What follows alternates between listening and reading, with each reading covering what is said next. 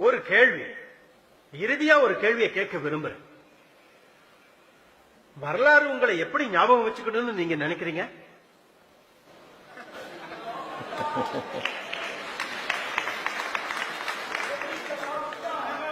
உங்கள யாராவது வேதத்தை எழுதினது யாருன்னு சொல்ல முடியுமா? உலகத்தோட மிக மிக பழமையான கிரந்தம்.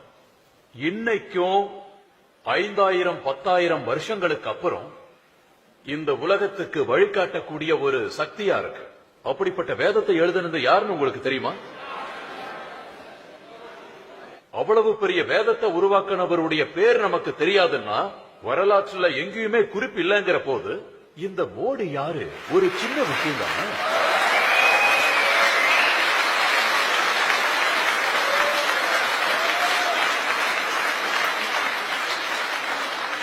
வரலாற்றுல தன்னுடைய பெயரை பொறிக்கிறதுக்காக இந்த மோடி பிறக்கவும் இல்ல, மோடியோட குறிக்கோளும் அது கிடையாது.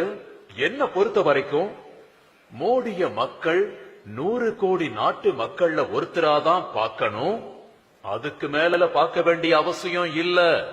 உங்களுக்கு டீச்சர் வேலை கிடைச்சிருக்கலாம், உங்களுக்கு டிரைவர் வேலை கிடைச்சிருக்கலாம், உங்களுக்கு வியாபாரிங்கிற வேலை கிடைச்சிருக்கலாம், உங்களுக்கு விவசாய வேலை கிடைச்சிருக்கலாம்.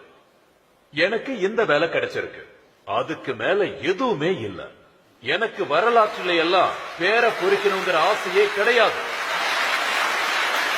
எனக்கு குறிக்கோள்னு ஒண்ணு இருந்தா அது என் நாடு அழிவில்லாம இருக்கணும். இந்த உலகத்துக்கு எப்பவும் என் நாடு ஞாபகம் இருக்கணும். என் நாட்டோட எதிர்காலத்தை பார்க்கணும்.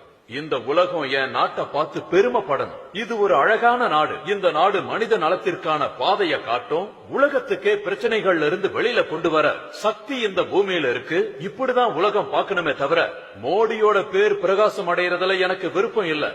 இந்தியாவோட பேரை பிரகாசமாக்குறதுக்காக தான் என் வாழ்க்கையை இங்க அர்ப்பணிக்க வந்திருக்கு.